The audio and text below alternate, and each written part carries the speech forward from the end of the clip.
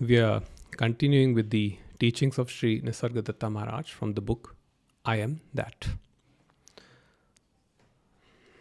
So the questioner asks, everybody says I am. The realized man too says I am. What is the difference? And Maharaj says, now I'll read it. The difference is in the meaning attached to the words I am. With the realized man, the experience, I am the world and the world is mine, is supremely valid. He thinks, feels, and acts integrally and in unity with all that lives. He may not even know the theory and practice of self realization and be born and bred free of religious and metaphysical notions. But there will not be the least flaw in his understanding and compassion. You see, an intellectual knowledge of I am, though it does bring a certain level of peace, even the conceptual knowledge helps. But till this knowledge is not integrated into the heart, which means that till it does not become one's being, there is always this tendency to use the knowledge for one's advantage. So we always try to think in terms of how can we make our lives better, where the definition of better is it comes from the same consciousness in which we are right now. So one may say that, okay, since I have known the I am, how can I use it to make money? And you see, this can be a trap because he only knows this intellectually. And this may not help him or her at all in the practical situation.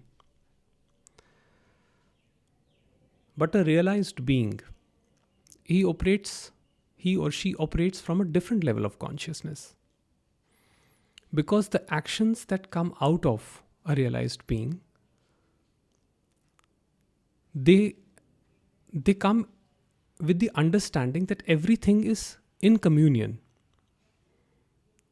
That this reality that we are experiencing right now is a seamless whole. And though things appear to be divided, there is actually no division in reality. So, with that understanding, there is never this tendency to assert one's viewpoint onto another person. So, a person with this understanding will never get hooked on to any philosophy or any particular idea, including the idea of non duality. That person will only present concepts and will leave the interpretation to the reader or the listener or whatever. They're not concerned whether you understand or not. Because the moment you get identified with that thought that, I have to make them understand my point of view, that is where you've already created the division between me and the other. And now you are rationalizing, you are forcing your views on other people, which actually creates a very difficult environment. Because, when a view is forced onto another person, they put up a shield. Right? We all do this. When something is forced on us, we put up a shield. Then we don't want to listen. If I tell you, no, you are the I am, you are the being, and this is what you have to realize, you will probably, switch off the video and you move somewhere else. You'll say, this guy has gone crazy.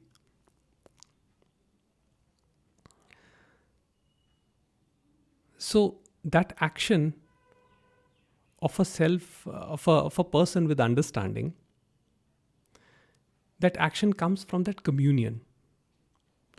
And in that communion, there is never this urge to make people understand what reality is. But we give the freedom and allow people to arrive at reality through their own personal experience. And the other day I go to this cafe where I sometimes read and sometimes write. And I was outside a cafe in the sun, and I was looking at this small pot which had water, and there was this complete ecosystem, small insects, small waterborne insects playing with each other. And there was this, what do you call that, green thing? In Hindi we call it kai. I don't know what we call that in English. This green, bacteria like thing growth, and it was so beautiful. It looked like a mini water garden.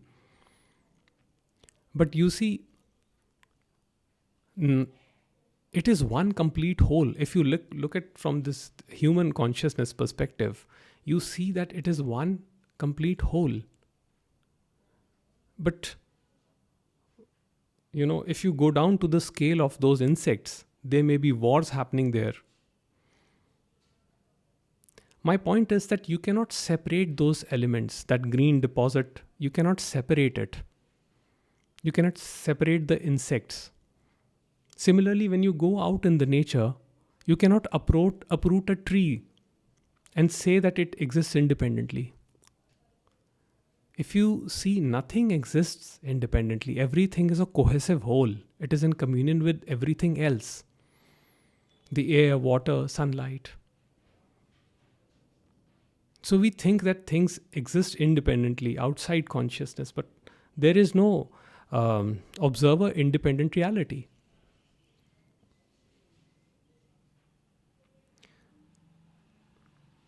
So the realized person, there's nothing special about a realized person. He's still bound by his conditioning, but his actions are spontaneous. That's the only difference.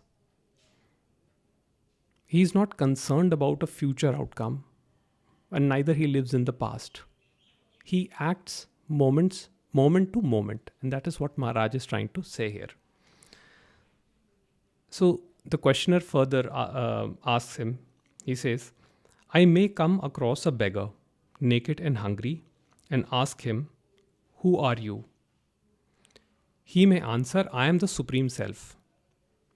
Well, I say, since you are the Supreme, change your present state. What will he do? And then Maharaj says, then Maharaj also contemplates in a similar manner as the questioner is doing. And he says, which state are you talking about? To me, it doesn't matter. And where does that answer come from? That answer comes from the fact that that beggar has realized that the difference is only in their appearances. And we assign values to different things in appearances. So for example, if there is a beggar on the street, two people may look at that beggar in two different manners.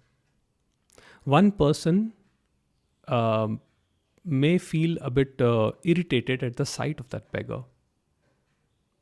He may try to run away from that beggar, saying he's filthy.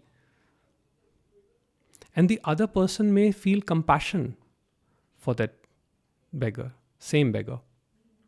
So you see, two different perspectives are there. And these two different perspectives are reality of the same wholeness. They are not two separate things. Both these perspectives, they both come from the source. And there is reality to neither. So, when we are in a certain privileged position, according to our idea of privilege, though psychologically we may be worse, but still we think that we are in a privileged position because of some resources, the region in which we are born, the kind of socioeconomic status we have. And we may look at another person and and say that, oh my god, what a poor human being, must be struggling. But that is just our projection onto that person. It has got nothing to do with the actuality. So the beggar says that, what why do you want me to change? What is wrong with this? According to our perception, we feel that no, it's poverty, it's this, it's that. We create all these labels, and we think that things should not be this way. The thing is that with realization, one sees things the way they are, rather than with this conditioned perception of the conditioned perception happens with a very limited view. So it says things should be like this and not be that, and not be like that. And this creates the pain and suffering of duality. We are always caught up between this right and wrong, moral and immoral. Things should be this way and should not be that way. That is the whole dance of the same divine energy. So the realized being sees everything. It does not see divisions. I remember, I just recalled something. I go to this cafe, as I mentioned. So there's this beggar who greets me. He's like, "Good morning, sir." And in that cafe, I order tea, and with that tea they give a couple of cookies, small cookies. Now I generally don't like to eat too much sugar, so I roll them in a napkin, and I keep them with me. So what I used to do was, whenever he comes, whenever he would come, I would give him those cookies. It happened a couple of times, and then one day when I went up to him and I said, "Do you want the cookie? Here's the cookie." He said, "Sir, no cookie, money." So I said, "I don't have money. I'm not going to give you money, but I can give you a cookie, or if I have anything like a food or anything that I can give you, but not cookie, but not money." So he was a bit disappointed and he left. And next day he came and he greeted me like this. He said, "Sir, money."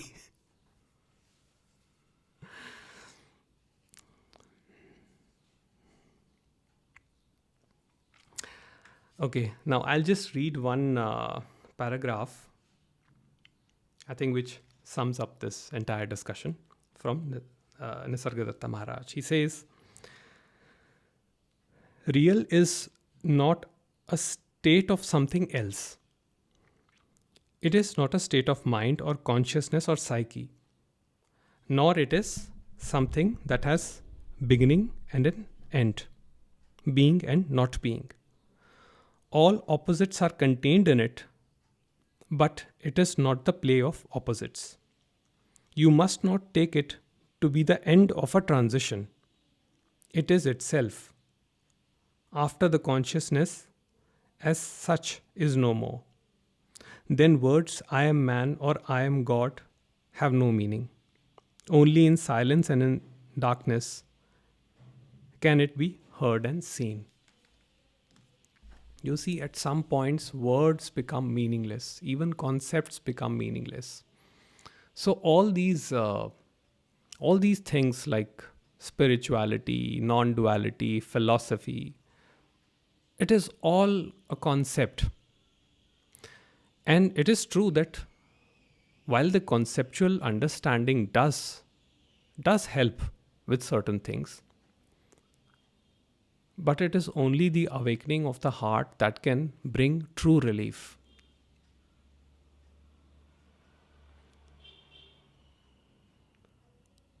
And there is no one straight answer, direct answer for everybody, a generalized answer as to how this awakening of the heart will happen.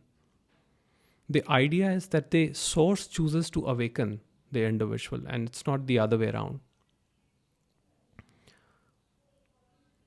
And then people say, then why should I listen to non duality lectures? Why should I attend satsangs? And I tell them, don't do it. If you don't want to do it, don't do it. But this conditioning, human conditioning, will act because it can't do anything else. So listening to satsangs will happen. Listening to teachers will happen. Reading books will happen. Seeking will happen. Because there is never a you that started a seeking. There is never a you that will end the seeking. The beginning of the seeking is a happening. The ending of the seeking is also a happening. And that's all there to it.